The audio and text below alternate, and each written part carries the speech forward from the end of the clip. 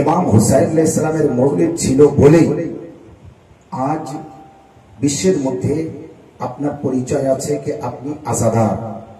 ইমাম হুসাইন আলাইহিস সালামের মওলিদ ছিল বলে আজ পৃথিবীর মধ্যে আপনার পরিচয় আছে আপনি শিয়া, আপনি শিয়া ইসনা আশারি। এই শিয়া ইসনা আশারির পরিচয় সবাই দিতে পারবে না, কিন্তু একটা সময় ছিল শিয়ার পরিচয় মানুষ জানত না, এখন শিয়ার পরিচয় মানুষ জেনে গিয়েছে। আমার ইমামগণেরা আমাদেরকে পরিচয় দিয়েছে যে আমার মান্যওয়ালারা, তারা যারা শিয়া তারা আমার মান্যওয়ালা। এক, দুই হচ্ছে রাসূলুল্লাহ বলে গিয়েছেন প্রথমে, ইয়া আলী আনতা ওয়া শিয়াতুকা হুমুল ফায়েজুন।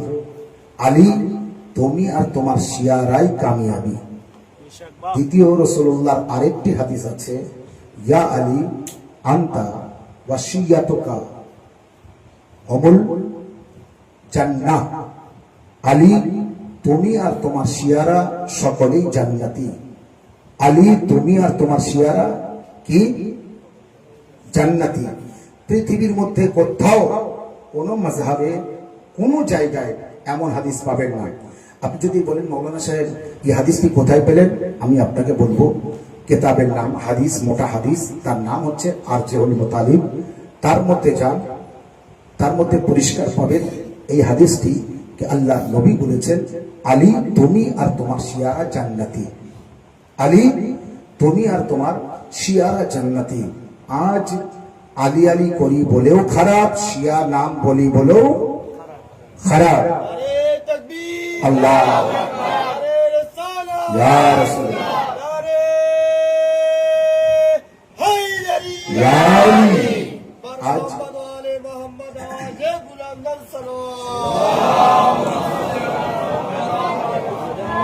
কিন্তু আপনি গর্ব করুন, আপনি নবীর শিয়া, আপনি আলীর শিয়া, আপনি মা ফাতেমার শিয়া, আপনি ইমামে হাসান আলাইহিস সালামের শিয়া, আপনি ইমাম হুসাইন আলাইহিস সালামের শিয়া, আপনি আল্লাহর শিয়া, নবীর শিয়া, ইমামের শিয়া, কোরআনের শিয়া।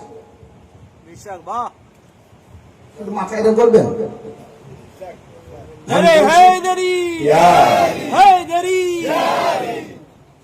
আমি বলছি আর আপনি মাথায় রাখছেন। এরকম কারা করে? রাস্তাঘাটে যারা শোনে তারাই আমি বলবো। আপনি আমার সামনে বসে আছেন, আমার সাথে কথা বলতে হবে। আপনার ইচ্ছে হয় না যে 1400 বছর আগে যদি নবীর সাথে থাকতাম তো গাদের রকমের ময়দানে মাওলা আলীর হাতে বাইয়াত হতাম? হ্যাঁ, আমরাও গাদির রকমের ময়দানে থাকলে মাওলা আলী আলাইহিস সালামের হাতে হাত দিয়ে বাইয়াত হতাম। আর আমরা ওমর ফারুকের মতো বলতাম, বাক্কিন বাক্কিন লাকাইয়া আলী ইবনে আবি তালিব, হে আলী ইবনে আবি তালিব, মুবারক হোক মুবারক হোক, আজ থেকে আপনি আমার এবং সমস্ত মুমিন ও মুমিনাতের মাওলা। আমাদের তো ইচ্ছা হয় যে আমরাও একটু আলী আলী করি গাদির রকমের ময়দানে। আল্লাহর নবী বলছেন, বোঝাচ্ছেন, বুঝিয়ে দিয়েছেন, আমি তো চলে যাব, তো যাওয়ার আগে তোদের বলে যাই, আমার যাওয়ার পরে কি করবি তোরা? আলী আলী করবি। আমার যাওয়ার পরে কি করবি? আমার উম্মতিরা আমার যাওয়ার পরে তোমরা আলী আলী করবে। দেখো আমি শেষ হজ থেকে ফিরে যাচ্ছি, তো আল্লাহ আল্লাহ করে যাচ্ছে না, এখান থেকে আলী আলী করে যাচ্ছে। আল্লাহর ঘরে যে আল্লাহ আল্লাহ করেছি, আর আল্লাহ আমাকে বলছে এবার বলো আলী আলী করতে। গাদের রকমের ময়দানে নামাজের প্রচার করেননি আল্লাহর নবী, রোজার প্রচার করেননি, হজের প্রচার করেননি, সব প্রচার হয়ে গিয়েছে, কিন্তু প্রচার করেছেন আলী আলী করা। মানকুত মাওলা ফাহাজা আলীর মাওলা, এর মানে কি হলো? এর অর্থ কি হলো? আমি যার যার মাওলা, আলী তার তার মাওলা, এ সকলেই জানে। আপনি বলেছেন যে আলীকে মানতে হবে, আলী আলাইহিস সালামকে ভালোবাসতে হবে, তারপরও কেন বলছেন জানেন? খবরদার কখনো কোনো জায়গায় কোনো দিনের জন্য বলবেন না, নিজেকে গোপন করবেন না যে আমি যে শিয়া। আপনাকে কেউ জিজ্ঞাসা করলে তুমি কি, তো আপনি অন্য কোনো নামের পরিচয় দেবেন না, আপনি পরিচয় দেবেন আমি শিয়া, আপনি পরিচয় দেবেন আমি শিয়া। শুনুন, একটা মাস্টার তার ছাত্রকে বাঘ বাঘ বোঝাচ্ছে, বাঘ, তো খাতা কলমে বোঝাচ্ছে, শিল আলিফ বে তে সেইভাবে বোঝাচ্ছেন, তো শিল শিল থেকে শের বোঝাচ্ছে, উর্দু ভাষী মৌলানা। শিল থেকে শের, শের মানে বাঘ, তো শিল থেকে শের বোঝাচ্ছে। তো বোঝাতে গিয়ে এখন যে মাস্টার বাচ্চাকে শের বোঝাচ্ছে, তো বাচ্চাটা কোনোদিন বাঘ দেখেনি না। আমরাও অনেকে এখনো পর্যন্ত প্রায় সবাই বাঘ দেখি ছবিতে দেখেছি, ফটোই দেখেছি, ডাইরেক্ট আমরা চোখের সামনে বাঘকে দেখিনি। কিন্তু ওই বাচ্চা তো কিছুই দেখিনি। তো বাচ্চাকে বোঝাচ্ছে শিন দিয়ে শের। এবার শিন থেকে শের, আলিফ থেকে আল্লাহ, এরকম ভাবে বোঝায় না? হ্যাঁ, আমরা আগে পড়েছি, এইভাবে বুঝিয়েছি, আলিফ থেকে কি আল্লাহ। তো এইভাবে যখন বোঝাচ্ছে, তো মাস্টার সাহেব শিন থেকে শের বোঝাচ্ছে, বাঘকে বোঝাচ্ছে। কিন্তু ওখানে মাস্টার যদি বাঘের ছবি আঁকিয়ে দেয়, তো বাচ্চা দেখলো বাঘ, ঠিক। এবারে এই বাচ্চা বাঘ এখনো সব চোখ মানে চোখে দেখেনি, ডাইরেক্ট দেখেনি, কিন্তু ছবিতে দেখেছে। ছবিতে অতটা বোঝা যায় না। এবারে বাঘের খাঁচায় নিয়ে যাওয়া হলো, যে খাঁচার মধ্যে বাঘ আছে, বাঘকে দেখানো হবে। তো খাঁচা পুরো লক করা আছে, বন্ধ করা আছে, দেখা যাবে না। অনেকটি খাঁচা আছে, এক একটি খাঁচার ভিতরে এক এক রকমের পশু থাকে। একটা খাঁচার মধ্যে, পিঞ্জারার মধ্যে, খাঁচার মধ্যে কি আছে তারাই জানে, কিন্তু গেটের মুখে লেখা আছে বাঘ, আর ছবি দেওয়া আছে শিয়ালের। সালাওয়াত মুহাম্মদ ওয়া আলাইহি।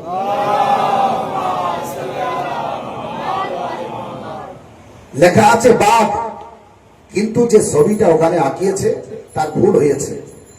সে বাঘকে বুঝতে পারেনি, বাঘের আকৃতি, বাঘের ছবি আনতে পারেনি।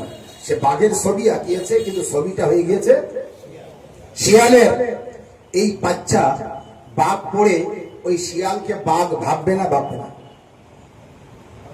এ তো জানবে সেই বাঘ, কারণ লেখা আছে তো এখানে বাঘ।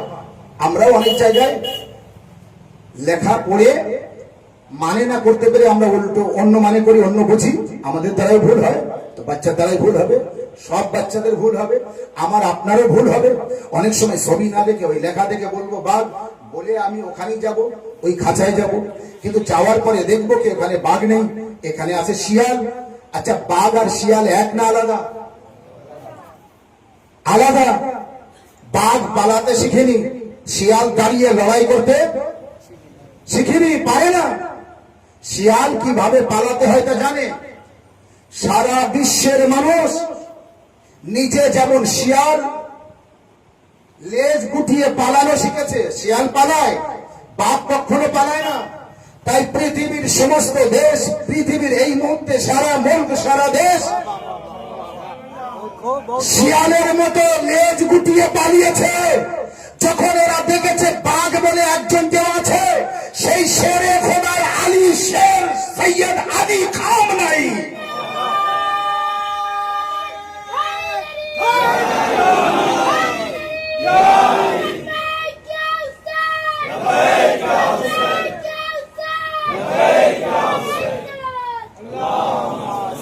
সৈয়দ আলী খামনাই, তিনি যে বাঘ আছে বিশ্বের মধ্যে, তিনি প্রমাণ করে দিয়েছেন আমি শিয়াল না, আমি বাঘ তো বাঘ আছি, শের তো শের আছি, পালাতে শিখিনি।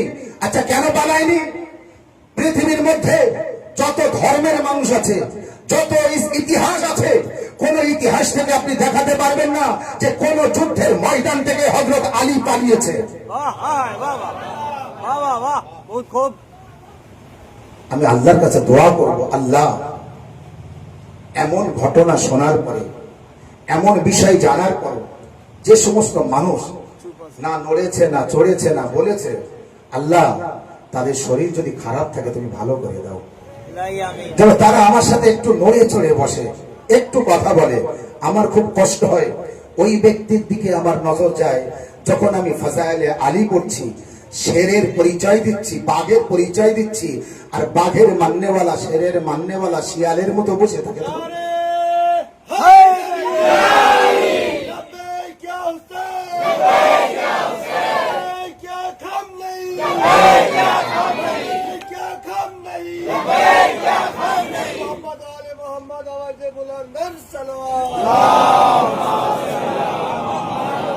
দেখবেন শিয়াল পালায় আর পিছনে পিছনে ঘাড় ফিরিয়ে ফিরিয়ে দেখে, আর তারপরে হঠাৎ করে একটা ঝোপ টোপ পেলে খোঁজে, আর পেলে সেখানে গিয়ে এমন ভাবে তার নিচে লুকিয়ে পড়ে, তার আছে কিনা জানা যায় না।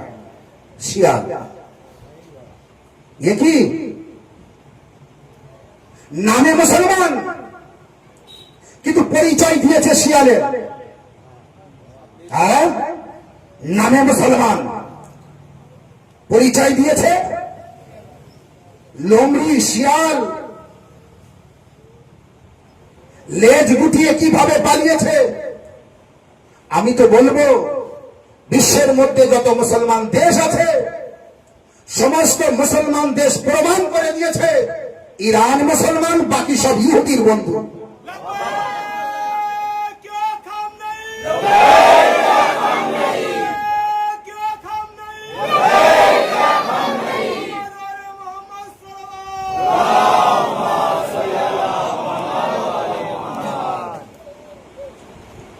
আমুলে গোনা কয়েকটা দেশ ছোট হলেও আমার পাশের দেশ আছে, আরো কয়েকটা দেশ আছে, তারা না পারলেও একটু আওয়াজ তুলেছে দেশে।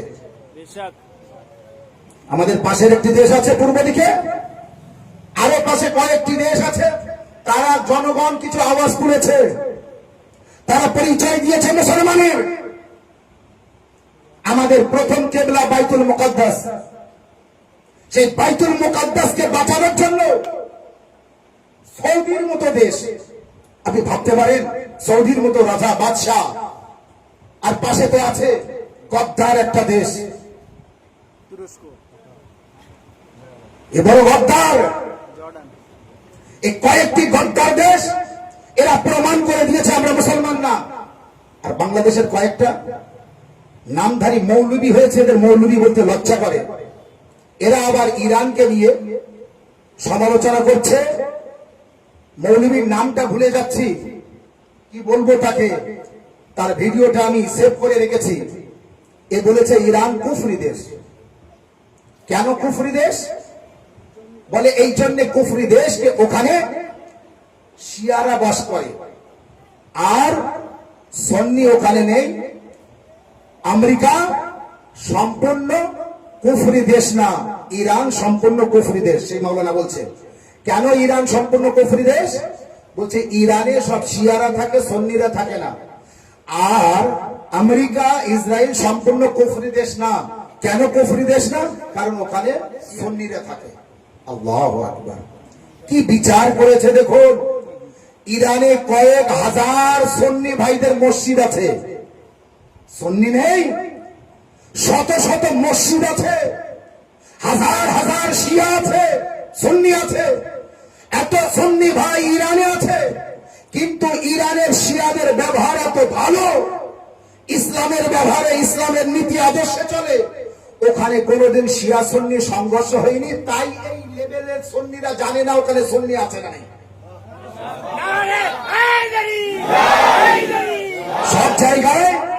সব জায়গায় মারামারি হয়, ভাই ভাই মারামারি, এক মাযহাব আর এক মাযহাবে মারামারি। বিশেষ করে কখনো কখনো হতে পারে ভাই ভাই অশান্তি হয়, তো শিয়া সুন্নি ভাই ভাই, তো কোন জায়গায় অশান্তি হতে পারে। ইরানে কোনো দিনের জন্য অশান্তি হয়নি, যার কারণে এরা মনে করে যে ইরানে সুন্নি ভাই নেই, তাই ইরানে কুফরি দেশ। আচ্ছা, কুফরি কি করে হলো? বলে না কুফর এই জন্যে, কাফির এই জন্যে যে তারা শিয়া। আমি বলবো ওই মৌলবীকে আর ওর খানদানকে আর ওর বংশধরকে আর ওর চাহনেওয়ালাদের, ওর মান্যওয়ালাদের, আর ওই লেভেলের যত নামধারী গদ্দার মৌলবী আছে তাদেরকে বলবো, শিয়া যদি কাফির হয়, যেখানে শিয়া সেই দেশ যদি কাফির হয়, কোরআনে শিয়া আছে, কোরআনকে কি বলবে? কোরআন 23 পারা সূরা সাফফাতের 83 নম্বর আয়াতে শিয়া আছে, এবার কোরআনকে কি বলবে? কি বলবে কোরআনকে? ওই ব্যক্তির কথা মতো বলছি কোরআন শিয়া। আর আপনি মুসলমান ছাড়া অন্য কোন ধর্মের লোকদের কাছে বিচার দেন, কোর্টে বিচার দেন, ইরানে শিয়া থাকলে যদি কাফির হয়, তো কোরআনে শিয়া আছে, আপনি কি করবেন? তো আমি বলবো, ইরান যদি শিয়া থাকার পরে ইরান শিয়াদের হয়, তো কোরআনে শিয়া আছে, অর্থাৎ কোরআন শিয়াদের। এবার যে কোরআনে শিয়া নেই, সেই কোরআন পড়তে হবে। ওকে সেই কোরআন পড়তে হবে যে কোরআনে শিয়া নেই। আর এমন কোরআন ওর খানদানের কেন, ওর বংশের কেন, পৃথিবীর কেউ আর দ্বিতীয় কোরআন আনতে পারবে না। কারণ কোরআনের বিরুদ্ধে কথা বলেছিল সালমান রুশদি, তো ইমাম হুমায়ুনি তার মাথা কিনে নিয়েছিল, আজও তাকে ক্ষমা করতে পারেনি। আজ ওই কোরআনের বিরুদ্ধে কেউ কথা বললে ইমাম হুমায়ুনির পরে আছে ইমাম খামনাই।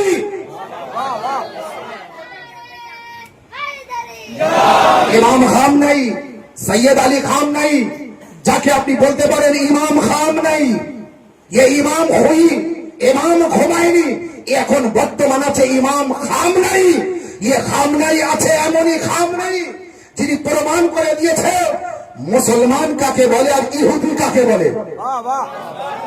বর্তমান কয়েকদিন আগে যে যুদ্ধ হয়েছে, এ যুদ্ধে ইরান বনাম ইসরায়েল হয়নি, এ যুদ্ধ হয়েছিল ইসলাম বনাম ইহুদি।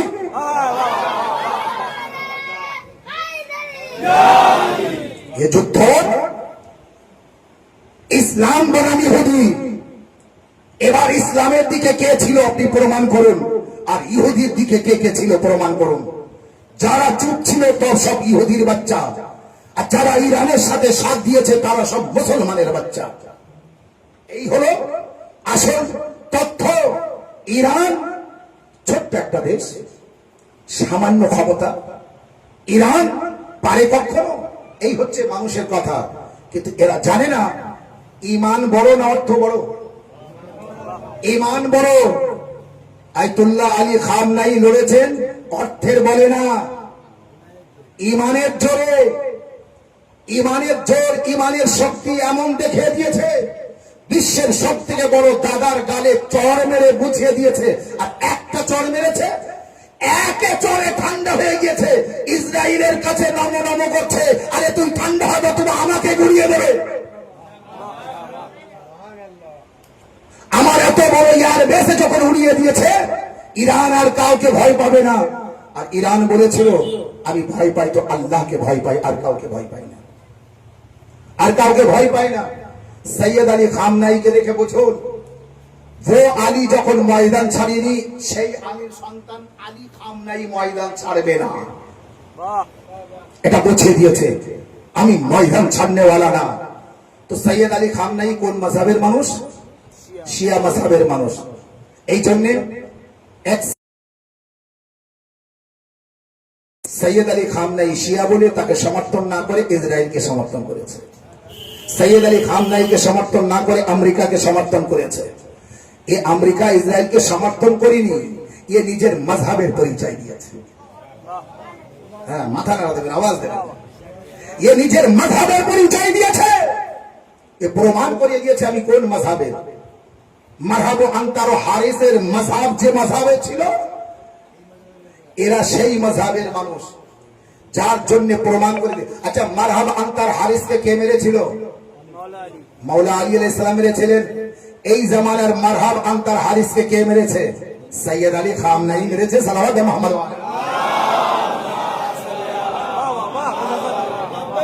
লাবেক লাবেক ইয়া খামনাই, এজন্য আপনি কখনো নিজেকে লুকাবেন না, আপনি শিয়া শিয়া। কারণ সৈয়দ আলী খামনাই আপনার নামটা জাহির করে দিয়েছে। আপনি যে নিচে ছিলেন আপনাকে উঁচু স্থানে বসিয়ে দিয়েছে। আপনার পরিচয় ছিল না, আপনার পরিচয় দিয়েছে কি আপনিও বাঘের বাচ্চা বাঘ। আপনিও বাঘের বাচ্চা বাঘ। কারণ সৈয়দ আলী খামনাই বাঘের মতো হামলা করে বুঝিয়ে দিয়েছে যে আমরা সামনের দিকে তাকিয়ে হামলা করতে শিখেছি, আমরা পিছনের দিকে তাকাতে শিখিনি। শুনুন, আলী আলাইহিস সালামের পিতা হযরত আবু তালিব আলাইহিস সালাম, যখন হযরত আলী আলাইহিস সালাম ছোট ছিলেন, সেই সময় ছোট ছোট বাচ্চাদের নিয়ে আলী আলাইহিস সালামকেও ডাকতেন হযরত আবু তালিব। হযরত আবু তালিব আলাইহিস সালামের কাজ ছিল ছোট ছোট বাচ্চাদের নিয়ে তাদের এই যে রান হয় না, দৌড়ানো, এটা এই শিক্ষাটা দিত, এই ট্রেনিং দিত হযরত আবু তালিব আলাইহিস সালাম। কখনো তলোয়ার চালানো, কখনো ঘোড়া চালানো, মানে ঘোড়া সুখ কিভাবে ঘোড়া নিয়ে ছুটতে পারে, যুদ্ধ করা, মারামারি করা, কুস্তি লড়া, কারণ ওই জামানায় এটা ছিল, কারণ যুদ্ধ করা শিখতে হতো, তো ট্রেনিং দিতে হতো। বাচ্চাদেরকে নিয়ে হযরত আবু তালিব আলাইহিস সালাম এক জায়গায় নিয়ে কে একসাথে দাঁড় করিয়ে তারপরে আমাদের দিকে যেমন স্কুলে বাচ্চাদের দিয়ে খেলা করানো হতো, দৌড়ানোর যে খেলা, কে কত দ্রুত এগিয়ে যেতে পারে, কে ফাস্ট হতে পারে, একেবারে বলতো 1 2 3, এবার সবাই একসাথে দৌড়াবে, কে আগে যেতে পারে।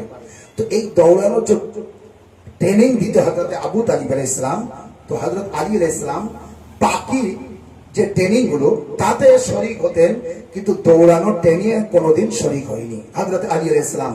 এই দৌড়ানোর দৌড় যে এখানে এই দলে কখনো নাম লেখায়নি। একদিন হযরত আবু তালিব আলাইহিস সালাম ডেকে জিজ্ঞাসা করছে, বেটা আলী, তুমি সব যুদ্ধে সব ট্রেনিং এ আসো, মারামারি কিভাবে করতে হবে, ঘোড়া কিভাবে নিয়ে ছোটাতে হবে, এই সব ট্রেনিং করতে আসো, বেটা তুমি এই দৌড়ানোর এই লাইনে এই লিস্টিতে নাম কেন লেখাও না, তুমি কেন দৌড়ানোয় আসো না, তুমি কেন দৌড়াও না? ছোট্ট আলী উত্তর দিয়েছিলেন বাবা আবু তালিব আলাইহিস সালামকে, বাবা সব আমার ভালো লাগে, এই দৌড়ানো ভালো লাগে না। আল্লাহু আকবার। আমার সব ভালো লাগে, দৌড়ানো ভালো লাগে না, কারণ আমি তো কখনো পালাবো না, তাই আমার পালানো অভ্যাস করাতে হবে না। সালাওয়াত আল্লাহ। নারে হায়দারি হায়দারি হায়দারি মোহাম্মদ আলী মোহাম্মদ সালাম। তো শেরে খোদা আলীর এক লাল আছে যার নাম সৈয়দ আলী খামনেই। ये मां फातिमा जहरा সন্তান, औलादे रसूल কখনো হারতে শিখেনি, औलादे रसूल কখনো হারে না। এত বড় বড় বীরকে হারিয়েছেন তিনি, তারপরও তিনি কমজোর হননি, কারণ তিনি জানেন কারবালায় তার जद्द मजलूम इमाम हुसैन अलैहिस्सलाम वीर पहलवान लश्कर अलमदार हुसैनी हजरत अब्बास अलमदार के হারানোর পরে ইমাম হুসাইন আলাইহিস সালাম কমজোর হননি। হ্যাঁ বলেছিলেন, আব্বাস তোমার যাওয়ার পরে আমার কোমর ভেঙে গিয়েছে, কিন্তু ইমাম হুসাইন আলাইহিস সালাম আর বলেননি যে আমি আর লড়বো না, আমি আর যুদ্ধে থাকবো না, আমি ময়দানে থাকবো না, আমি ময়দান ছেড়ে চলে যাচ্ছি, আমি হার মানছি। আচ্ছা ঠিক আছে, ইয়াজিদ কোথায় আছে বলো, আমি যাচ্ছি, হাতে হাত দিচ্ছি, আমি বাইয়াত হচ্ছি, আমি আর বাঁচবো না, আমি আর পারবো না, আমি আর আমার আর ক্ষমতা নেই, আমার বীর মারা গিয়েছে, আমার বীর শহীদ হয়েছে। সৈয়দ আলী খামনেইর জানা আছে ইমাম হুসাইনের বীর আব্বাস শাহাদাত হওয়ার পর যখন ইমাম হুসাইন হার মানেননি, আমি তার লাল আমার বড় বড় রাহবার, বড় বড় নেতা, বড় বড় বীর, বড় বড় পহলওয়ান শাহাদাত বরণ করেছে, কিন্তু আমি সৈয়দ আলী খামনেই হার মানব না। আমি হারতে শিখেছি, কারণ আমার বংশ পরম্পরায় হারাতে শিখেছি, এইভাবে হারতে হবে না। হ্যাঁ, যদি একবার খেলাফত মাওলা আলীর কাছে চেয়ে নিত, মাওলা আলী এমনি দিয়ে দিতেন, খায়রাত দিয়ে দিতেন, খায়রাতে নিয়ে যা, ভিক্ষায় নিয়ে যা, এমনি তো আমার দরের ভিক্ষায়, আমার ঘরের ভিক্ষায়, আমার সাদকায় তো সব খাচ্ছিস, তো খেলাফত দরকার, তো আয় চা, ভিখারির মতো আমি দিয়ে দিচ্ছি। মা ফাতেমা জাহরার কাছে ফেদাকের বাগান ভিক্ষায় চেলে দিয়ে দিতেন, কিন্তু এরা কেড়ে নিয়েছে। হযরত আলী আলাইহিস সালাম কাটতে দেননি, 25 বছর পরে হলো আবার প্রকাশ্য খেলাফত হাতে নিয়েছেন। মা ফাতেমা জাহরা কাটতে দেননি, প্রমাণ করে দিয়েছে জবরদস্তি এবং জুলুম করে অত্যাচার করে কেড়ে নিয়েছে। লড়াইয়ের ময়দান থেকে তারা পিছু সরেননি। ফাতেমা জাহরার লড়াই এটাই ছিল, তিনি হাসান হুসাইন মাওলা আলী উম্মে আইমানকে নিয়ে দরবারে গিয়েছেন এবং নিজের হকের দাবি করেছেন না করেনি?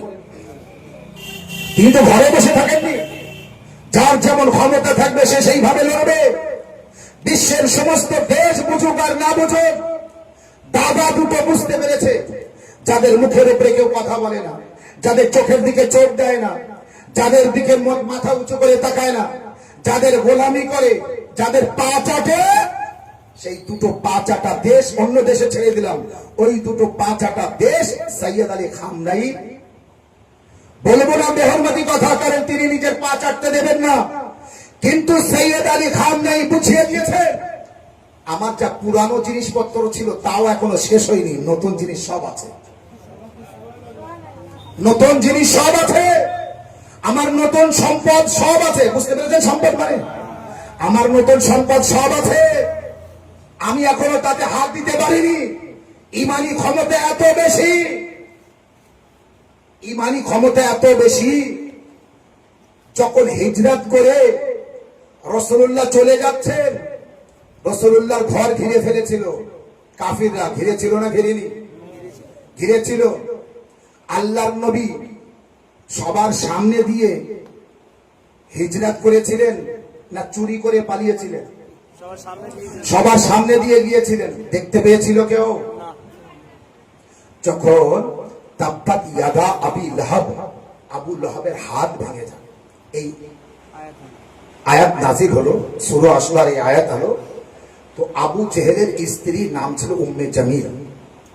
এত রাগ হলো আমারও আপনার নবীকে মারবে, তো একটা লাঠি নিয়ে, আমারও আপনার নবী মসজিদে ছিলেন, আর সেই মসজিদে নবীতে আরো সাহাবাই কেরামরা ছিলেন।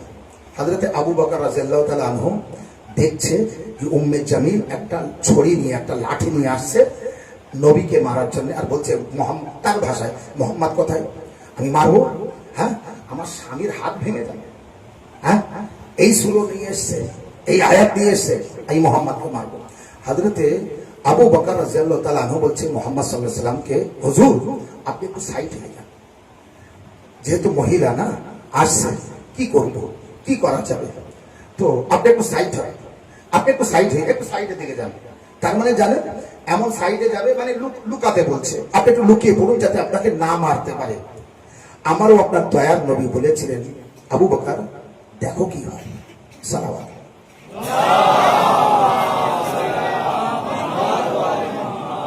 আমি পালাচ্ছি না, আমি লুকাচ্ছি না, আমি গোপন হচ্ছে না, আমি সবার সামনে এখানেই থাকছি, দেখো কি হয়। উম্মে জামিল আবু লাহাবের স্ত্রী পুরো মসজিদ ওই ছড়িটা নিয়ে ঘুরেছে আর বলেছে মোহাম্মদ কোথায়, আমি তাকে মারবো। আমারও আপনার নবীর সামনে দিয়ে কয়েকবার ঘুরেছে, তারপরও বলছে মোহাম্মদ কোথায়, আমি তাকে মারবো। বলতে বলতে পেল না, ফিরে বাইরে যাচ্ছে আর বলছে মোহাম্মদকে তো আমি পেলাম না, পেলেই আজ মারতাম। আমারও আপনার নবী বললেন, আবু জেহেল কি দেখলে? আমারও আপনার নবী বললেন, আবু বকর কি দেখলে? হযরতে আবু বকর রাদিয়াল্লাহু তাআলা আনহু বলছে, হুজুর যা দেখেছি তা তো ভোলার মতো না। আপনার সামনে দিয়ে ছড়ি নিয়ে ঘুরে গেল আর বলল মোহাম্মদকে মারবার, আপনাকে দেখতেই পেল না। বলে আবু বকর মনে আছে? মনে করো, আমি কিন্তু সাধারণ মানুষ না, আমি তোমাদের মতো মানুষ না, তোমাদের ঈমান আর আমার ঈমান এক না। তাই বলি, যখন নবীর ঈমান আর সাহাবীদের ঈমান এক না, তো সাহাবীদের ঈমান আর আলীর ঈমান এক না। আলীর ঈমান আর বর্তমান জামানার সৈয়দ আলী খামনাইর ঈমান আর ওই জামানার মারহাব আনতার হারিস মার্কা মুসলমানদের ঈমান এক না।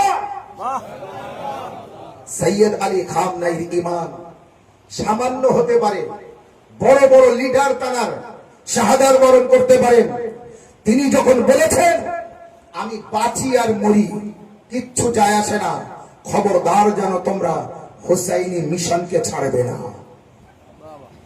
খবরদার যেন তোমরা হুসাইনি রাস্তাকে ছাড়বে না। সৈয়দ আলী খামনাই হয়েছে তো আজাদার হওয়ার কারণে, আজাদার হতো না তো খামনাই হতো, সৈয়দ আলী খামনাই হতো না। এই জন্য আজাদার হওয়ার দরকার। বাকি আজাদার না হয়ে গদ্দার হলো, কারণ আজাদার হয়নি বলে বিপরীত হয়ে গেল। আজাদার হন তো হোসাইনি হবে, আর হোসাইনি হবেন তো মারহাব আনতার হারিসকে আপনি চোখের দ্বারাও ভয় দেখাতে পারবেন, হাতের দ্বারাও ভয় দেখাতে পারবেন, ইমানি ক্ষমতায় মারতেও পারবেন। সৈয়দ আলী খামনাই মেরেছে তো ইমানি কায়দায় মেরেছেন। এখন যখন আপনি ওই দুটো দেশের খবর শুনছেন, আপনি বুঝতে পারছেন কি হারে তাদের ক্ষতি হয়েছে। আর কয়েকটা দিন চললে ওই দেশগুলির আর অস্তিত্ব পাওয়া যেত না। সবে তো চিৎকার করেছিল ইরান বাঁচাও, ইরান যুদ্ধ থামাও, ইরান বাঁচাও। সারা দেশ ইরান ইরান করছে আর ইরান আল্লাহ আল্লাহ করছে।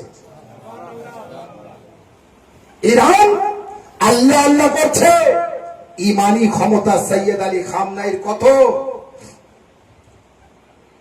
সৈয়দ আলী খামনাই এখনকার সময় বিভিন্ন পাড়ায় অলিগলিতে, মনে করুন কখনো বসিরহাট, কখনো বারাসাত, কখনো হাসনাবাদ, কখনো কলকাতা, কখনো মুর্শিদাবাদ, বিভিন্ন জায়গায় মিটিং করে বক্তব্য দিয়ে প্রথম বেড়াতেন।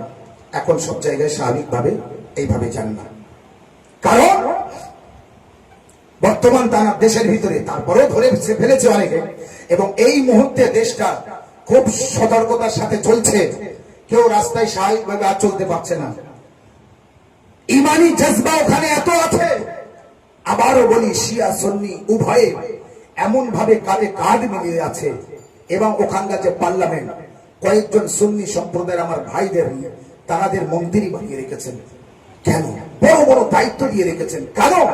কারণ সৈয়দ আলী খামনাই পরিষ্কার বলেছেন, এই আমার শিয়ারা কখনো কোনো ব্যক্তিকে মাযহাব থেকে বিচার করবে না, কখনো কাউকে ছোট ভাববে না, নিজের পরিচয় দেবে, তবে জুলুম করলে কাউকে ছাড়বে না, অত্যাচার করলে কাউকে ছাড়বে না, অন্যায় করলে কাউকে ছাড়বে না। সৈয়দ আলী খামনাই এটা বুঝিয়ে দিয়েছেন, হাল জাযাউল ইহসান ইল্লাল ইহসান, ইহসানের বদলা ইহসান। তবে তুমি যদি যুদ্ধ শুরু করো, শেষ তুমি করতে পারবে না, শেষ আমি করব। কে শেষ করেছে যুদ্ধ? সৈয়দ আলী খামনাই শেষ করেছেন। তিনি শেষ বলেননি যে তোমরাই শেষ করবে, না, আমি যখন শেষ করব, আমি যখন থামাবো তো যুদ্ধ থামবে, আর আমি যদি মনে করি চালাবো তো যুদ্ধ চলবে। আপনি যদি যান ইরানে, আর ওই জায়গায় আপনি যেতে পারবেন না যে জায়গায় সৈয়দ আলী খামনাই সারা বিশ্বকে দমন করার মতো ক্ষমতা রাখে, এমন হিম্মত যে জায়গায় জোগাড় করে রেখেছে। আল্লাহ সেই ইমানি শক্তি দিয়েছে তাকে, আল্লাহ সেই ইমানি ক্ষমতা দিয়েছে তাকে। তাই এক একদিন এক এক জায়গায় যেতেন তিনি বক্তব্য দিতে, যেটা আমি বলতে বলতে ঘুরে এসেছি। প্রথম সকালে সাংবাদিকরা তার কাছে যেতেন, রাহবার আজ আপনি কোথায় যাবেন? তো বলতেন, আজ আমি মুর্শিদাবাদ যাব। উদাহরণ আমার ভাষায় বলছি। সরদার রাহবার আজ আপনি কোথায় যাবেন? না, আজ আমি লখনৌ যাব। রাহবার আজ আপনি কোথায় যাবেন? না, আজ আমি দিল্লি যাব। আজ আপনি কোথায় যাবেন? না, আজ আমি মনে করুন হাসনাবাদ যাব। বিভিন্ন জায়গা থেকে তিনি যেতেন। এক সময় তাকে সাংবাদিকরা বলছে, রাহবার আজ আপনি কোথায় যাবেন? 5 সকালে উঠে তো বললেন, আজ আমি মনে করুন কলকাতা শহরে আছেন কি দিল্লি শহরে আছেন। তো বলছে, আজ রাহবার আপনি কোথায় যাবেন? তো মনে করুন বলছেন যে আজ আমি যাব দিল্লি থেকে।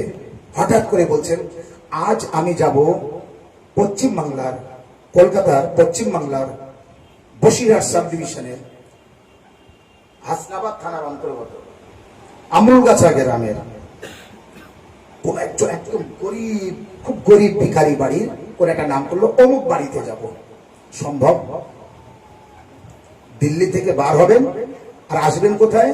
আমরুলগাছা বা দাদনপাড়ের কোন একজন খুব গরিব ব্যক্তি, মাটির ঘর, ছোট্ট কুড়ে ঘর, সেই ঘরে আসবেন দিল্লি থেকে। মানা যায়।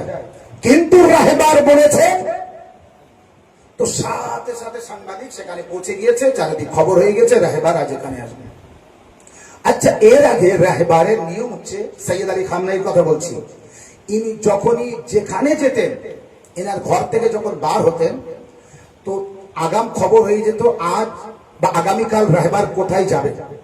সৈয়দ আলী খামনাই যেদিন যেখানে যেতেন, তার আগের দিন থেকে বা রাত থেকে লোক বড় বড় রাম ছাগল নিয়ে আর ছুরি নিয়ে রাস্তার ধারে, মনে করুন কলকাতা থেকে আসবেন হাসনাবাদ, তো কলকাতা থেকে হাসনাবাদ পর্যন্ত আসতে যে রাস্তা দিয়ে আসবেন, সেই রাস্তার দুই ধারে টোটাল মানুষ লাইন দিয়ে দাঁড়িয়ে থাকবেন, বসে থাকবেন, নামাজ কালাম খাওয়া দাওয়া রাস্তার ধারে হবে। একদিন আগে থেকে দুদিন আগে আগাম যে খবর পাবে, এবং ছাগল নিয়ে দাঁড়িয়ে থাকবে, ছুরি নিয়ে থাকবেন রাহবারকে দেখার জন্য। এই ভিড় রাস্তায়, এক দুই হচ্ছে ছাগল নিয়ে থাকবেন, রাহবার যখন আসবেন ওনার জাহানের সাদকা করব, এই ছাগল কোরবানি করব। বুঝেছেন রাহবার কাকে বলে? সৈয়দ আলী খামনাই কেমন ব্যক্তি? লোম খাওয়া দিয়ে উঠবে। সৈয়দ আলী খামনাই কেমন ব্যক্তি? যে রাস্তা দিয়ে যেতেন, এখনো পর্যন্ত ছাগল কোরবানি করেন, ওনার জাহানের সাদকা দেন যে আল্লাহ আমাদের নিয়ে নিও, আমি সৈয়দ আলী খামনাইকে যেন না হারাতে হয়। এবং সৈয়দ আলী খামনাইর নামে ছাগল কোরবানি করছে, দুম্বা কোরবানি করছে, বড় বড় রাম ছাগল কোরবানি করছে, যেন ওনার জান সালামত থাকে। এখনো করেছে, এই জামানায় এই মুহূর্তে করেছে, সারা দেশ করছে সৈয়দ আলী খামনাই। এবার যখন যাবেন তো অনেক বয়স্ক মানুষ, একটা বয়স্ক মানুষ ছাগল নিয়ে বসে আছে, সাংবাদিক গিয়েছে, আপনি এখানে কখন থেকে আছেন? বলে কাল থেকে আছি। কি জন্য আছেন? না শুনেছি রাহবার আসবে ওনাকে দেখার জন্য। আচ্ছা এই ছাগলটা কেন? বলে আমি ওনার জাহানের সাদকা করবো, এটা কোরবানি করবো, জবাই করব ওনার জানের বদলে, নিজের না, ওনার জানের বদলে। এবার সৈয়দ আলী খামনাই কোথায় বললেন? সাংবাদিকদের যখন বলেছে তো বলেছে আমি অমুক গ্রামের, অমুক শহরের, অমুক গ্রামের, অমুক পাড়ার একটি বাড়ি আছে, সেই বাড়িতে আমি যাব আজ সকালে। বললেন একদম গ্রাম অঞ্চলের একটি বাড়ির ঘটনা, খবর বললেন সৈয়দ আলী খামনাই, অনেক দূর। সাংবাদিকরা সেখানে পৌঁছে গেলেন। পৌঁছে যাওয়ার পরে সাংবাদিকরা যেই সেই বাড়িতে গিয়েছে দেখে, মানে খোঁজ খবর নিয়ে নিয়ে এই এত নাম্বার গলি, এত নাম্বার বাড়ি, ঠিক সেই গলি নাম্বার হিসাবে ইরানে আছে এইভাবে গলি নাম্বার, বাড়ি নাম্বার দেখে অলি গলি দিয়ে ঘুরে ঘুরে সেখানে সাংবাদিকরা যেয়ে দেখে একজন বৃদ্ধা মহিলা, তিনি নিজের বাড়ি ঝাড়ু দিচ্ছে, পরিষ্কার করছে, করতে করতে নিজের ঘর থেকে রাস্তা পর্যন্ত, অনেক দূর পর্যন্ত ঝাড়ু দিচ্ছে, রাস্তা ঝাড়ু দিচ্ছে। এবার একজন মহিলা সাংবাদিকরা চলে গিয়েছে। যাওয়ার পরে সাংবাদিকরা জিজ্ঞাসা করছে, আচ্ছা আপনি আপনার এই নাম? বলে হ্যাঁ। আপনার বাড়ি এত নাম্বারে? বলে হ্যাঁ। পরে আপনি সব ঝাড় দিচ্ছেন কেন? এত পরে রাস্তা পরিষ্কার করছেন কেন? তো তখন বলছে সাংবাদিকদের, ওই মহিলা তখন বলছে, ওই নারী তখন বলছে, আজ রাতে আমি স্বপ্ন দেখেছি, মা ফাতেমা জাহরা এসে আমাকে স্বপ্ন দেখাচ্ছে। সালাওয়াত আলাইহি।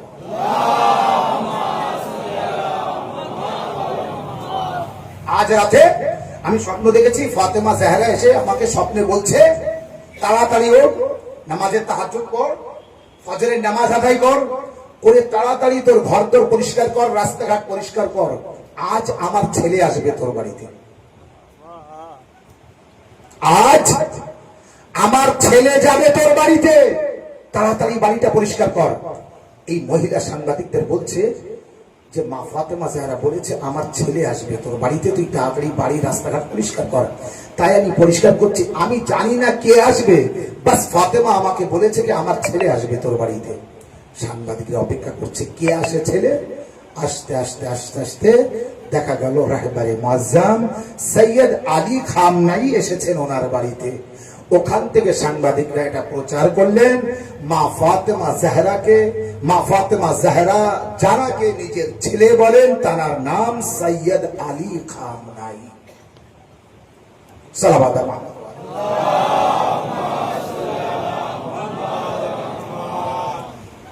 আরো বহুত পরিচয় আছে সৈয়দ আলী খামনাই। তো বিশ্ববাসী যদি একবার বুঝতো সৈয়দ আলী খামনাই কাকে বলে, রাহবারে মুআজ্জাম তিনি, এত বড় রাহবার তিনি, জান কোরবান তার উপরে। আজ আমাদের সঠিক পরিচয়টা তিনি বিশ্বের কাছে এমন ভাবে পেশ করেছেন, বিশ্ববাসী যদি আজ আপনাকে কোথাও দেখে আর আপনার পরিচয় পায়, তো এক কথাই বলবে এ বলো সেই ইরানের রাহবারের লোক, এ কিন্তু অন্য কারোর মানুষ না, অন্য কারোর লোক না, এ কিন্তু সেই সৈয়দ আলী খামনাইর লোক। আর সৈয়দ আলী খামনাই থেকে আপনার পরিচয় আসা মানে, এবার আপনি বুঝতে পারলেন আপনাকে কোন নজরে দেখবে। আপনার সাথে কথা বলতে গেল, রাস করতে গেল, রাগ করতে গেল, ঝগড়া করতে গেল, কয়েকবার ভাবতে হবে সৈয়দ আলী খামনাইর লোক। এই জন্য যে ব্যক্তি বলে নাউজুবিল্লাহ ইরান কুফর দেশ, আমি তাকে বলবো তওবা করো এবং নিজের ইমানি জজবাকে সহি করুন। ইরান বর্তমান জামানার সমস্ত দেশকে বুঝিয়ে দিয়েছে, ইসলামিক কোন দেশ যদি থেকে থাকে তো সে আছে ইরান। ইসলামিক কোন দেশ থেকে থাকে তো সে আছে ইরান। গাজার মুসলমানদের পাশে কেউ দাঁড়াতে পারেনি, দাঁড়িয়েছে তো ইরান। আর ইরান যাকে দাঁড়াতে বলেছে দাঁড়িয়েছে লেবানন। কে দাঁড়িয়েছিল? সৈয়দ হাসান নাসরুল্লাহ। কেন দাঁড়িয়েছিলেন? কি জন্য দাঁড়িয়েছিলেন? যত পবিত্র রওজাগুলি আছে সমস্ত পবিত্র রওজাগুলির হেফাজত কে করে? ইরান করে। ইরান তার প্রতিনিধিকে পাঠিয়ে সমস্ত রওজাগুলির হেফাজত করেন। আরবে মাতম করতে দিত না, সৌদিতে মাতম করতে দিত না, জলুস বার করতে দিত না, নহা করতে দিত না, মজলিস করতে দিত না। আজ সেই আরবে হাজার হাজার মানুষ মজলিস করছে, মাতম করছে, সাবিলে হুসাইন লাগিয়েছে, সাবিলে আলী আসগার লাগিয়েছে। তারাও পানি বিতরণ করছে, তারাও শরবত বিতরণ করছে, তারা মজলিস করছে, তারা মাতম করছে। সব জায়গায় হচ্ছে, সব জায়গায় হবে। কারণ ইমাম হুসাইন আলাইহিস সালামের জন্য ক্রন্দন করা, এর প্রমাণ হলো আপনি জীবিত আছেন। যে কাঁদে সে জীবিত থাকে, যে কাঁদে না সে জীবিত থাকার প্রমাণ রাখে না। কোরআন কি বলেছে? হাসবে কম, কাঁদবে বেশি। অনেকে বলে মহরমে চাঁদ উঠেছে, এবার এরা কাঁদবে। কাঁদবো এই জন্য কাঁদবো কে বেঁচে আছি তার প্রমাণ জাহির করব। কারণ যে কাঁদে না সে বেঁচে আছে তার প্রমাণ থাকে না। অনেক সময় বলে কান্না বিধাত। আমি বললাম কি বললে? বলে কান্না বিধাত। আমি বললাম কান্না যদি বিধাত হয় তো তুমি যেদিন দুনিয়ায় এসেছিলে তুমি বিধাত করে তাই দুনিয়া এসেছো। দুনিয়ায় আসার সাথে সাথে তুমি বিধাত করেছো, তুমি কাঁদনি? হ্যাঁ কেঁদেছিলাম। তার মানে তুমি বিধাত করেছো? বলে না না, ওটা তো জন্মগত ব্যাপার, ওটা কাঁদতে হয়। তো জন্মগত ব্যাপার যেমন কাঁদতে হয়, বেঁচে থাকারও ব্যাপার এটা কাঁদতে হয়। যদি আপনি ক্রন্দন না করেন, ইমাম হুসাইন আলাইহিস সালামকে আপনি মানতে পারলেন না। ইমাম হুসাইন আলাইহিস সালাম আপনার জন্য সবকিছু কুরবান করেছে, আপনি হুসাইনের জন্য দু ফোঁটা চোখের অশ্রু দিতে পারছেন না। তো মা ফাতেমা জাহরাকে ডেকে আল্লাহর নবী বলেছিলেন, ফাতেমা যে চোখ দিয়ে আজ তোমার হুসাইনের নামে পানি ঝরবে না, অশ্রু ঝরবে না, সেই চোখ কাল হাসরের ময়দানে খুব কাঁদবে। কাঁদবে, আফসোসে কাঁদবে। তবে সেদিন কেঁদে কোনো লাভ হবে না। লাভ হবে যদি দুনিয়ায় হুসাইনের জন্য কাঁদত। এই জন্য আমরা ইমাম হুসাইন আলাইহিস সালামের জন্য কাঁদি। নবী কাঁদতে বলেছে তাই, নবী কাঁদতে না বললে আমরা কাঁদতাম না। সালাম।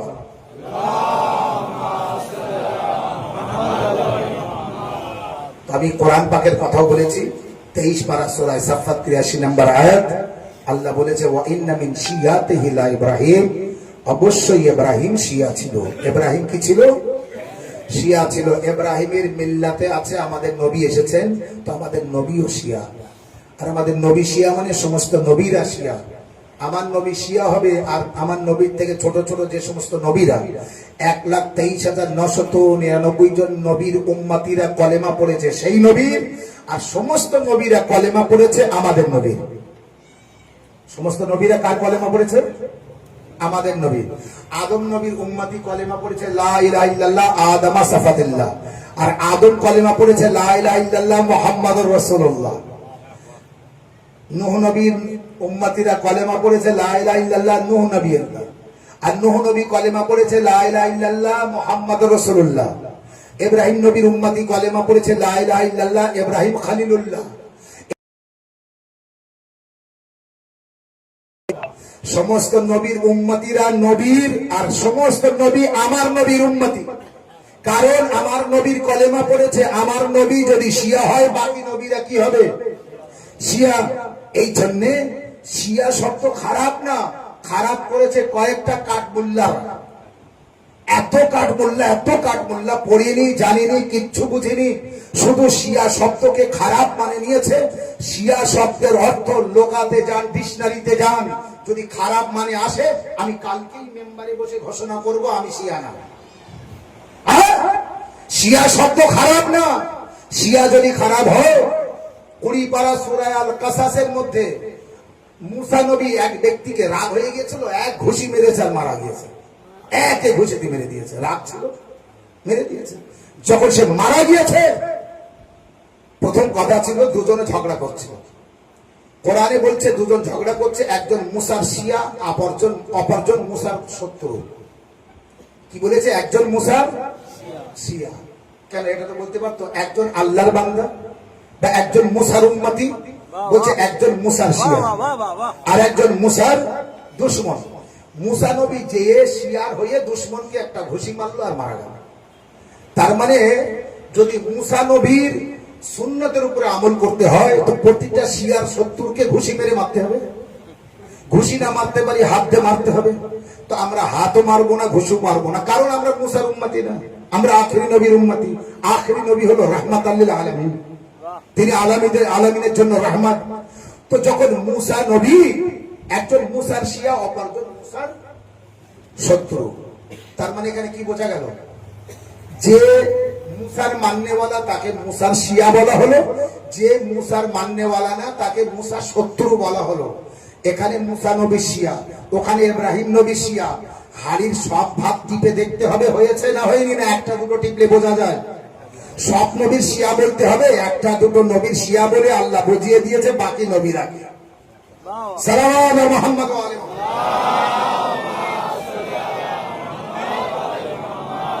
বাকি নবীরা কি বুঝিয়ে দিয়েছে।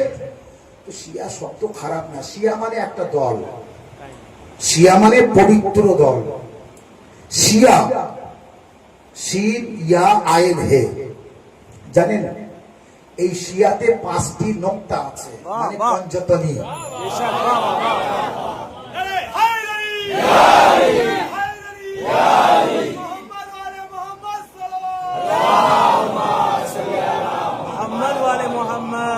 পঞ্চতনী সবাই হতেও পারবে না, শিয়া বলতেও পারবে না। পহলে পঞ্চতনী হও, তারপরে নিজেকে শিয়া দাবি করো। তো শিয়া হওয়া মানে খারাপ না। আর যদি কেউ বলে যে আমি সুন্নি, তো আমি বলবো সুন্নি হওয়াও খারাপ না।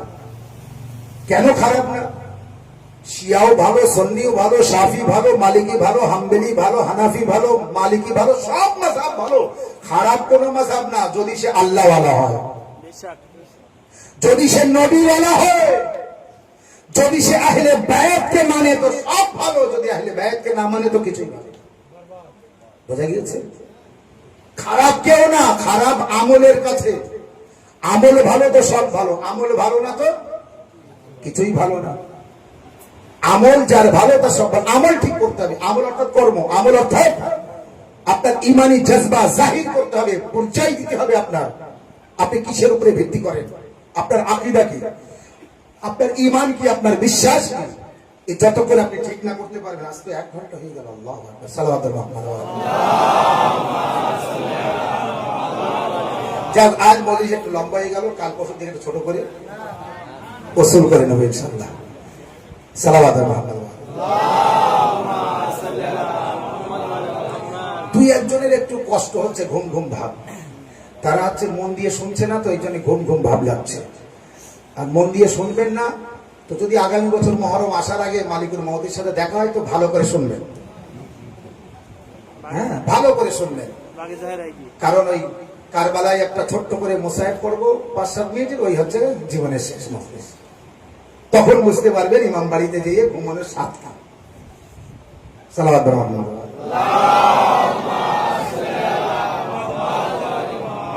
আমি যে আয়াত পড়েছিলাম তার তরজমাও করিনি এবং তার উপরে মজলিস যা পড়বো সেটাও করতে পারিনি। সূরা বাকরার 207 নম্বর আয়াতে আমি গিয়েছিলাম। সূরা বাকারা 207 নম্বর আয়াত। ওই আয়াতের এখন মজলিস পড়বো তো আর 1 ঘন্টা।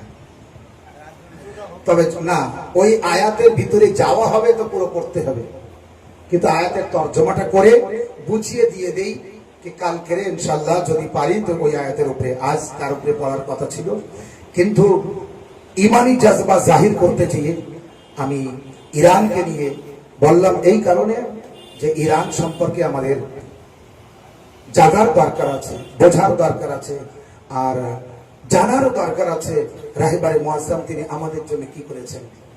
তিনি যখন বলেছেন যে আমাকে মারার হুমকি দিয়েছে দিক, তবে আমি যদি মারা যাই, আমি আমার জায়গায় আমার ছেলেকে রেখে যাচ্ছি না, বরং আমার জায়গায় অন্যদের রেখে যাচ্ছি। আর আমার ছেলেকে এই যুদ্ধে নাম লেখাচ্ছি। আমার ছেলে যদি যুদ্ধে কেউ শহীদ হয়, তো আমার ছেলেও শহীদ হবে। এক। দুই হচ্ছে, তিনি বলেছেন আমি যখন তখন মারা যেতে পারি, কিন্তু ইমানি জজবা হুসাইনি মিশন থেকে কেউ যেন সরে দাঁড়াবে না। মানে যে নিয়মে চলা হচ্ছে, এই নিয়মে চলা হবে। আপনি বুঝতে পেরেছেন হুসাইনি কাকে বলে, আজাদার কাকে বলে, মজলিস কাকে বলে, মাতম কাকে বলে? সূরা বাকরার 207 নম্বর আয়াত, বিসমিল্লাহির রহমানির রহিম, ওয়া মিনান নাসি মাইয়াশরি নাফসাহু ইবতিগা মারাদাতিল্লাহ ওয়াল্লাহু রাউফুম বিল ইবাদ। আল্লাহ বলছে বান্দার মধ্যে কোন বান্দা এমনও আছে যে নিজের নাফস বিক্রি করে আল্লাহর মর্জি খরিদ করে। এর উপরে মজলিস আজ 1 ঘন্টা হওয়ার কথা, কিন্তু এটা থেকে গেল। ইনশাআল্লাহ আগামীকাল পড়তে হবে, তাছাড়া কিছু করার নেই। অলরেডি 1 ঘন্টা হয়ে গিয়েছে। আল্লাহ আপনাদের সকলকে ভালো রাখুক, সুস্থ রাখুক, এবং আমাদের সকলের এই আজাদারিকে কবুল করুক। এবং মজলিস অনেকে দেখছে, লাইভ দেওয়া হচ্ছে যখন, অনেকে দেখছে, প্রায় অনেক দেশের মানুষ এই মজলিস দেখছে, নিজের দেশের এবং বাইরের। তো আল্লাহ তাআলাদেরকেও ইমানি জজবা আরো জাহির করার তৌফিক দান করুক। এইভাবে মজলিসে আবু আব্দুল্লাহ হুসাইন আলাইহিস সালাম আপনারা দেখতে থাকেন, এবং এবিডি কারবালা চ্যানেলের মাধ্যমে দেখবেন ইনশাআল্লাহ। আমরুলগাছা, বেসপাটলি, দাদনপাড়, এবিডি কারবালা। এই যে এবিডি, এবং এখানে পবিত্র কারবালা আছে। এই কারবালাকে উপলক্ষ করে, এই কারবালাকে সামনে রেখে আমরা আমাদের ধর্মীয় অনুষ্ঠানগুলিকে এগিয়ে নিয়ে যাই। আল্লাহ আপনাদের সকলকে ভালো রাখুক, সবার বাড়ি থেকে বালা মুসিবত দূর করুক, আপনাদের সকলের রুজিতে বরকত দিক, এবং এলাকার যত মানুষ আমরা আছি, যে ধর্মের মানুষ হোক না কেন, আল্লাহ সকলকে ভালো রাখুক, সকলকে সুস্থ রাখুক, সকলকে এক অপরের সাথে মিলে মিশে থাকার তৌফিক দান করুক, এবং আমরা যেন সবাই মিলেমিশে জীবনযাপন করতে পারি। এক অপরের সাথে ভাই ভাইয়ের মতো সম্পর্ক রেখে, মহব্বত ও ভালোবাসা রেখে আমরা জীবনযাপন করতে পারি। সালাওয়াত আলা মুহাম্মদ ওয়া আলি মুহাম্মদ। আল্লাহ সকলকে ভালো রাখুক, সুস্থ রাখুক। বাস এই কথা বলে আপনারা আমার দিকে তাকান, আরেকবার সালাওয়াত আলা মুহাম্মদ ওয়া আলি মুহাম্মদ। আমার দিকে তাকান। আজ মুহররমের কত তারিখ? 3 তারিখ। তার মানে আপনি বুঝতে পারছেন 10ই মুহররম আসতে যে অনেক দেরি, তা কখনো না। অতএব মজলিস শুরু হওয়ার আগে যদি একটু এসে নহামাতম করতে পারতেন, আর তারপরে মজলিসে বসতে পারতেন, কতটা ভালো হতো। সালাওয়াত আলা মুহাম্মদ।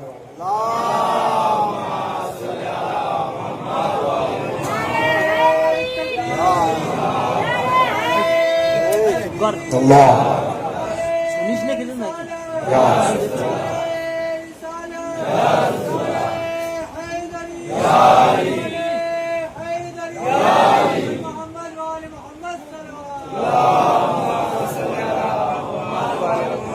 যে কথা আমি বলছিলাম, মিলেমিশে জীবনযাপন করা, বেঁচে থাকা, আর ধর্মীয় অনুষ্ঠান বা যে কোনো অনুষ্ঠান করা, এর মতো ভালো জিনিস আর নেই। আল্লাহ তাকে পছন্দ করে যে সকলের সাথে সমানভাবে মিলেমিশে বন্ধুত্বর মতো করে জীবনযাপন করে। আপনি যদি আমার কথা না ভাবেন, আমি যদি আপনার কথা না ভাবি, তো আল্লাহ আমার কথা ভাববে না, আপনার কথা ভাববে না। এই জন্যে বলেছে যখন দোয়া করবে, নিজের জন্য আগে না, অন্যের জন্য আগে দোয়া করবেন, এটা মনে রাখবেন। তাই মজলিসে হোক, নামাজে হোক, যখনই দোয়া করবেন অন্যের জন্য দোয়া করবেন। এলাকার সমস্ত ভাই ব্রাদার, সমস্ত ধর্মের মানুষদেরকে আল্লাহ ভালো রাখুক, সুস্থ রাখুক। কারণ আপনি অন্যের জন্য দোয়া করবেন, আল্লাহ কাকে ভালো রাখবে আর না রাখবে আল্লাহ জানেন। আপনার কাজ আপনি করে যাবেন। সালাম।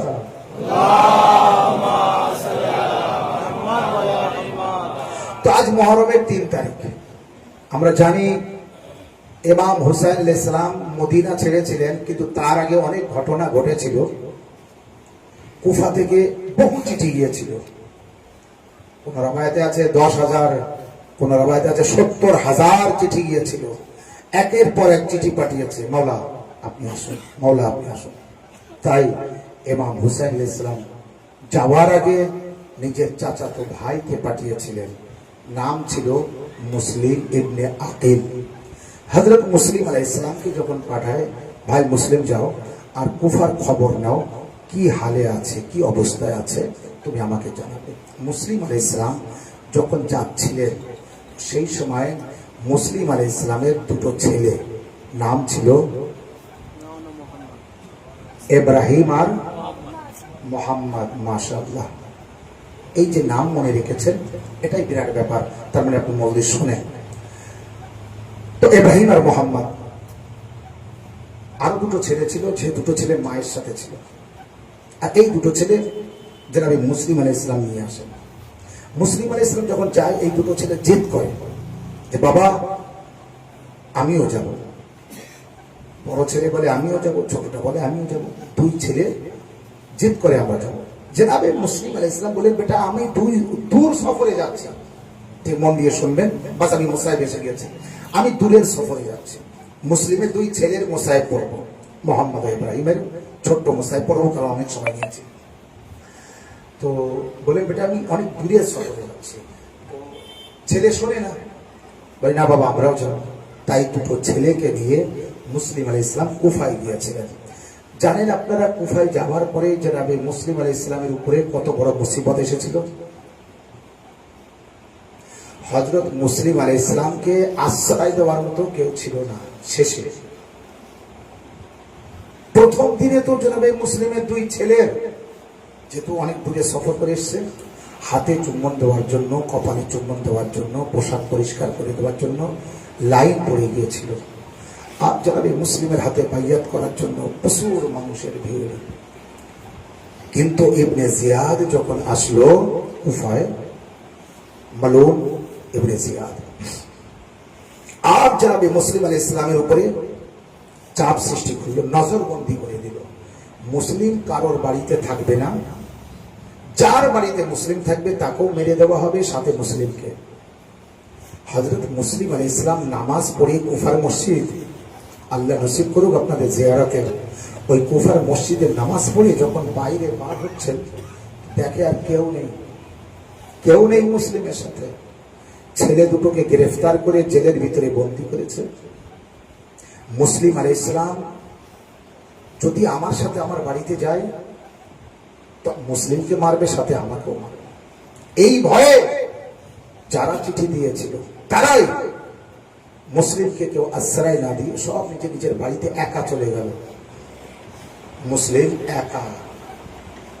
জালিম ইবনে জিয়াদ মুসলিম যেতে যেতে কোথায় যাবে, তুয়া নামক এক মহিলার বাড়িতে আশ্রয় নিয়েছিল। সেখান থেকে মুসলিমকে গ্রেফতার করে আনা হয় এবং জনাবে মুসলিমকে শহীদ করে দেওয়া হয়। কিন্তু হযরত মুসলিম আলাইহিস সালামের শাহাদাতের পর তার দুই ছেলে মোহাম্মদ ও ইব্রাহিম কি হালে ছিলেন, খুব কষ্টে। একদিন রাসূলুল্লাহ বলছে, মুসলিম তোমার দুই সন্তানের খবর নিয়েছো, তারা কি হালে আছে জানেন? জিয়াদের জেলখানার মধ্যে মুসলিমের দুই ছেলে গরম পানি দেয় সামান্য একটু পান করার জন্য, আর শুকনো পোড়া রুটি দেয় দুটো বাচ্চাকে খাওয়ার জন্য। 10-11 বছর বয়স মুসলিমের দুই সন্তানের, এত কষ্ট তানাদের উপর দিয়ে যাচ্ছে, ঘুমাতে পারে না, কাঁদে। জেলের দরওয়ান বলে, তোমাদের পরিচয় কি? তোমাদের দেখে মনে হচ্ছে ভালো বংশের ছেলে তোমরা, কিন্তু তোমাদের এই অবস্থা কেন? তোমার বাপের নাম কি? তোমাদের বাড়ি কোথায়? মুসলিমের দুই ছেলে তখন পরিচয় সেই জেলের দরওয়ানকে দেয়, আমাদের বাড়ি মদিনায়, আমরা হাশমি বংশের সন্তান, আমরা নবীর খানদান, আমার পিতা হযরতে মুসলিম ইবনে আকিল। এই শুনতেই সেই দরওয়ান আহলে বাইতকে মানত। সে দুই ছেলেকে জেলের দরজা খুলে দিল আর বলল, তোমরা এই রাতারাতি চলে যাও। বলে, আমরা চলে যাব? ইবনে জিয়াদ তো তোমাকে মেরে ফেলবে। বলে, আমাকে মারো। যদি তোমাদের মহব্বতে আমি শহীদ হতে পারি আমি গর্ব করব।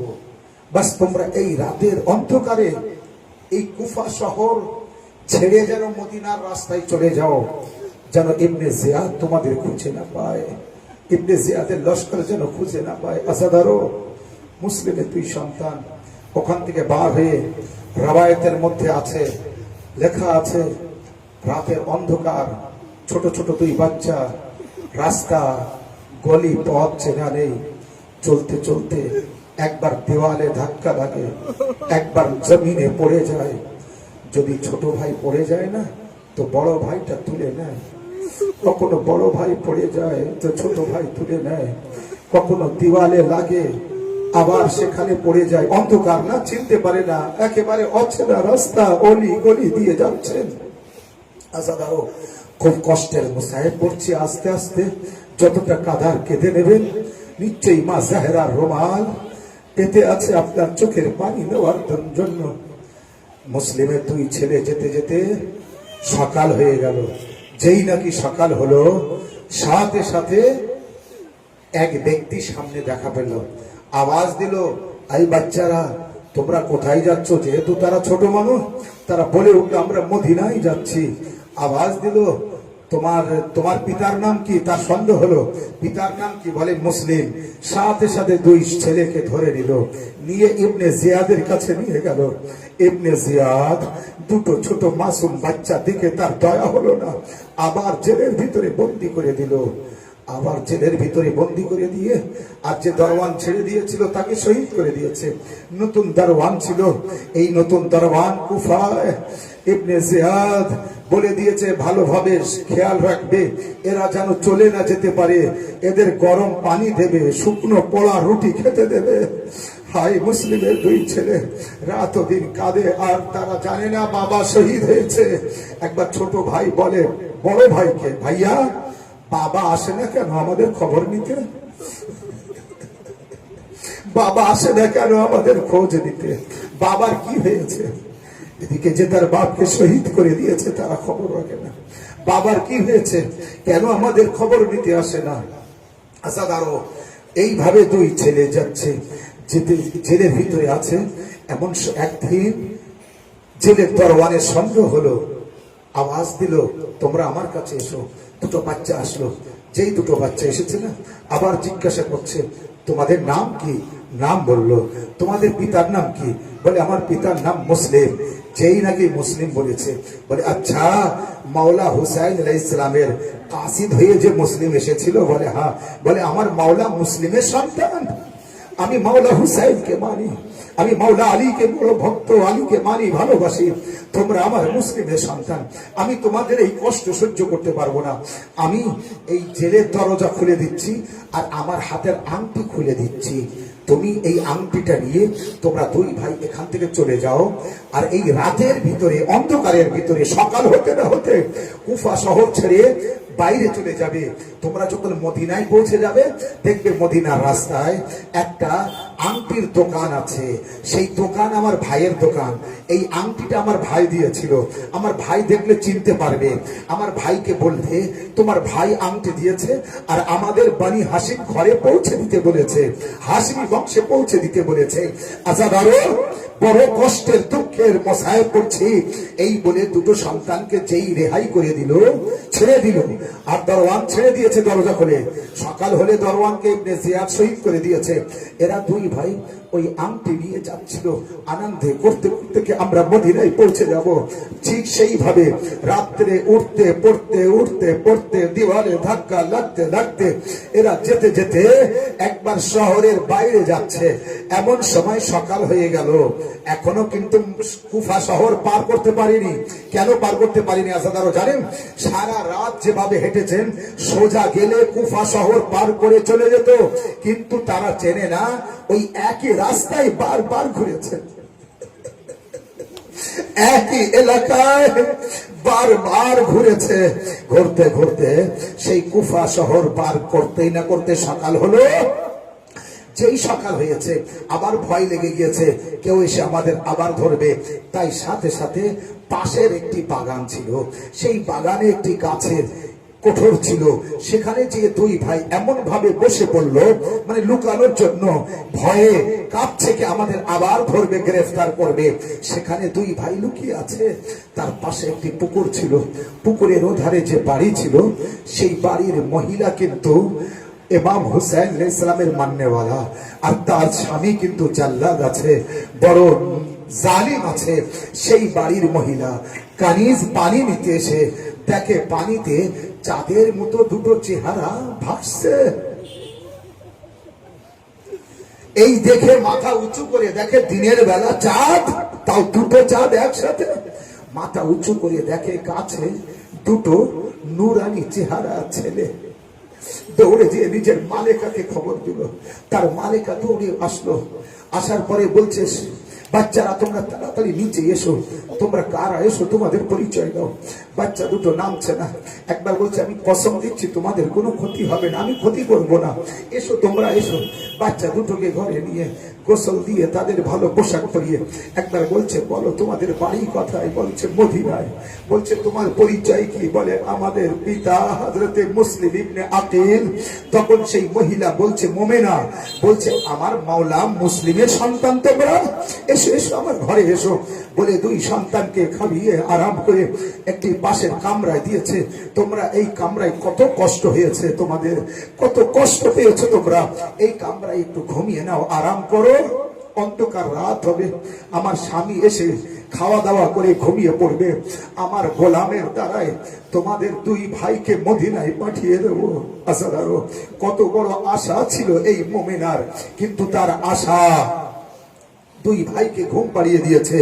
এমন সময় তার স্বামী তলোয়ার নিয়ে ইবনে জিয়াদের হুকুমে এই দুই সন্তানকে খুঁজে বেড়াচ্ছে। নাম ছিল তার হারেস। দুই সন্তানকে খুঁজতে খুঁজতে যখন পেল না, বাড়িতে আসলো। আসার পরে খাওয়া দাওয়া করে বালিশের নিচেই তলোয়ার রেখে শুয়ে পড়লো আর বলল, আজ খুব কষ্ট হয়েছে, মুসলিমের দুই ছেলেকে পেলাম না, পেলে আমি ইবনে জিয়াদকে দিয়ে দিতাম, ইবনে জিয়াদ আমার অনেক টাকা দিত, কিন্তু আমি আজ পেলাম না, আমি আবার খোঁজ করবো কাল সকাল হলে। বাস এই আরাম করছিল, এখনো ঘুমায়নি। এমন সময় মুসলিমের দুই ছেলে, ছোট ছেলে স্বপ্ন দেখলো তার বাবা এসেছে নিতে, এসে বলছে আয় খুব তাড়াতাড়ি আমার কাছে চলে আসবি। এমন সময় ছোট ছেলের ঘুম ভেঙে গেল। বড় ভাই চিৎকার করে কেঁদে উঠলো। কান্নার পরে বড় ভাই জেগে গিয়েছে। কি হয়েছে ভাইয়া, কাঁদছো কেন? ছোট ভাই তখন বলছে, আমার বাবা তো এসেছিল নিতে, আমার বাবা কোথায় গিয়েছে? এত জোরে বাবা বাবা করে কাঁদছিল। তখনই কিন্তু হারেসের মনে পড়লো, একবার স্ত্রীকে বলছে, কান্নার আওয়াজ কোথা থেকে আসছে? বলে আমার পাশের ঘর থেকে। বলে না, তার স্ত্রী বলছে পার কেউ কাঁদছে হয়তো। বলে না, এই কামরা থেকে কান্নার আওয়াজ আসছে। দরজা খুলে দেখে মুসলিমের দুই সন্তান। আজাদারো দুই সন্তানকে নিয়ে দরজার থেকে বার করলো, দড়ি দিয়ে বাঁধলো, বলল যেন পালিয়ে না যায়। তলোয়ার নিয়ে আর ঘুমাচ্ছে না। সকাল হতে না হতে হারেস দুই সন্তানকে ধরে নিয়ে, মুসলিমের দুই সন্তানকে মোহাম্মদ ও ইব্রাহিমকে ধরে নিয়ে প্রথমে নিজের গোলামকে বলছে, এই দুই সন্তানকে মেরে দে। গোলাম বলছে আমি পারবো না। আসাদারও নিজের স্ত্রীকে বলছে, এই সন্তান দুটোকে আমি মারতে যাচ্ছি। স্ত্রী পায়ে পড়ছে, খবরদার যেন আমি মা জাহেরার কাছে মুখ দেখাতে পারবো না, আমি আশ্রয় দিয়েছি, এদেরকে মেরো না। আসাদারও নিজের স্ত্রীকে এত বড় আঘাত করলো তলোয়ার দিয়ে, হাত কেটে গেল। তারপরও তার স্ত্রী বলছে, বিবি ফাতেমা জাহরা আমাকে ক্ষমা করবে। এ বিবি, আমি দুই সন্তানকে আশ্রয় দিয়েছিলাম মদিনায় পাঠানোর জন্য, কিন্তু আমার স্বামী জাল্লাদ এইভাবে মারবে আমি বুঝতে পারিনি। আয় মুসলিমের দুই সন্তানকে ধরে সেই হারেস নিয়ে চলে গেল সোজা নদীর ধারে। যাওয়ার পরে কিভাবে মারবে খুঁজে পাচ্ছে না। গোলামকে মারতে বলল, গোলাম চিৎকার করে কেঁদে ওখান থেকে পালিয়ে গেল। এ হারেস আমি আজ থেকে তোমার গোলাম না, আমি এইভাবে মাসুম বাচ্চাকে মারতে পারবো না। বড় ভাইকে মারতে যায়, ছোট ভাই বলে আমার সামনে আমার বড় ভাইকে মারবে, আগে আমাকে মারো। ছোট ভাইকে মারতে যায়, বলে আমার সামনে আমার বড় ভাইকে মারবে, আমার ছোট ভাইকে মারবে। এইভাবে দুই ভাই বলতে থাকে। একবার ছোট ভাই বলে আগে আমাকে মারো, বড় ভাই বলে আগে আমাকে মারো। হারে জালিম কি করলো, দুই ভাইকে এক জায়গায় পাশাপাশি শুইয়ে রেখে দুই ভাইয়ের গলায় খঞ্জর চালিয়ে এমন ভাবে শহীদ করে দিল। মাথা দুই ভাইয়ের মাথার চুল ধরে হাতে রাখলো, লাশ দুটোকে নদীতে ভাসিয়ে দিল। দুই ভাইয়ের লাশ দুই দিকে ভাসতে ভাসতে একবার দুই ভাই এক জায়গায় হয়ে এক ভাই আর এক ভাইয়ের কাঁধে হাত দিয়ে বললেন ভাইয়া এসো, বাবা দিতে এসেছে চলো। পানির মধ্যে তারা চলে গেল। হায় হারে মাসুম দুই বাচ্চা মুসলিমের দুই সন্তানকে শহীদ করে দিল। ওয়া হুসেনা